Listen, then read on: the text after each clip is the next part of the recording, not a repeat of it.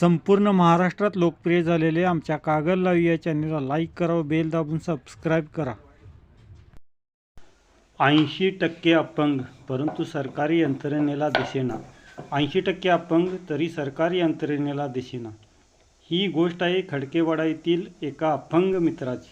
नियमानुसार काम करणाऱ्या सरकारी यंत्रणेला हे दिसेना झाले. आईच ठरते आधार, शासनाकडून निराधारच. हेलपाट्याने थकले वडील, शासकीय कार्यालयाकडून बेदखल. सरकारी बाबू मग ते तहसीलदार कार्यालय असो या रुग्णालय, प्रत्येक ठिकाणी अर्थ शोधत असतात. अनेक न होणारी कामे हे बाबू करतात. एकतर मोठ्या नेत्याने सांगावे लागते किंवा अर्थकारण. त्यावेळी सर्व निकष बाजूला पडतात. 80% दिव्यांग मग यांच्यासाठी निकष का?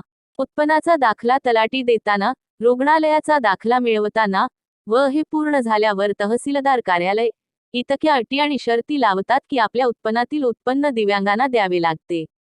एक तरी दिव्यांग बांधवाच्या वर निसर्गाने अन्याय केलेला असतो. त्यापेक्षा जास्त अन्याय सरकारी बाबूकडून होतो.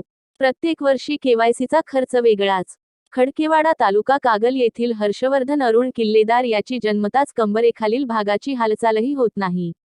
तसेच त्याला स्वतःहून 1 इंचही पुढे सरकता येत नाही. तब्बल 18 वर्षे हे कुटुंब परिस्थितीशी झुंज देत आहे. पालक वडील हे अनेक वर्षांपासून सरकारी कार्यालयांचे उंबरठे झिजवून थकले आहेत. मात्र एकाही सरकारी बाबूला या दिव्यांग कुटुंबाची दया आलेली नाही. त्यामुळे अद्याप हे कुटुंब शासनाच्या योजनांपासून वंचितच राहिले आहे. विशेष म्हणजे स्थानिक लोकप्रतिनिधी नाही याबाबत सोयरसूतक असू नये ही केविलवाणीच बाब म्हणावी लागेल. अल्पभूधारक असणारे आई वडील मोलमजुरी करून आपल्या दिव्यांग मुलासह कुटुंबाचा उदरनिर्वाह करत आहेत. जेवणासह प्रांतविधीच्या सर्व क्रिया एकाच ठिकाणी होत असल्याने आई वडिलांपैकी 1 जणांना दिवसभर त्यांच्या सोबत थांबावेच लागत आहे. कोणताही साधा आजार झाला तरी त्याला निपाणी अथवा कोल्हापूर येथे दवाखान्यात नेण्यासाठी गाडी भाडे 1,500, तर औषधोपचाराचा खर्च अलग होतो. त्यामुळे आजच्या महागाईत भल्या भल्यांचे जगणं मुश्किल होत असताना या कुटुंबाची होणाऱ्या आर्थिक परवडीबाबत विचारच न केलेला बरा. कागदपत्रांचा अडसर कशासाठी? अनेक खासदार आमदार लखपती असतात तरीही त्यांना नियमाप्रमाणे पगार, पेन्शन, भत्ते, आरोग्यासह अन्य सेवा सुविधा मिळतात. त्याच धर्तीवर दिव्यांग आहे हे निश्चित झाल्यानंतर त्याला निराधार योजनेसह विविध योजनांचा लाभ मिळणे आवश्यक आहे. हर्षवर्धनचे पालक म्हणाले, आम्ही आता थकलो आहोत.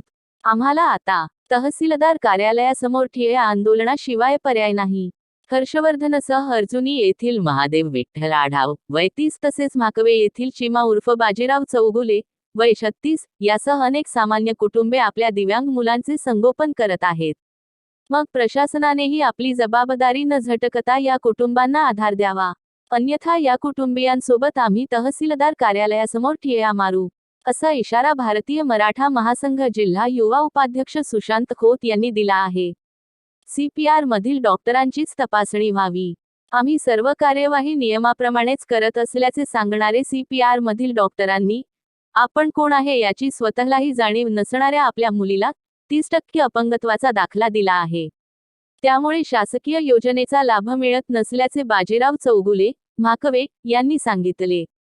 दिव्यांगांच्या बाबतीत संवेदनशील व हळव्या मनाचे असलेले मन्नी मुश्रीफ यांनी लक्ष घालून सर्व यंत्रणा कामाला लावून जे खरोखर दिव्यांग आहेत, दिव्यांगासाठी सर्व सरकारी बांबूची कानउघडणी करण्याची गरज आहे. दिव्यांग मुलाचा सांभाळ करताना त्याचे पालक आयुष्यभर कसे ओझे वाहतात याबाबत मंत्री मुश्रीफ नेहमीच भाषणात उल्लेख करतात.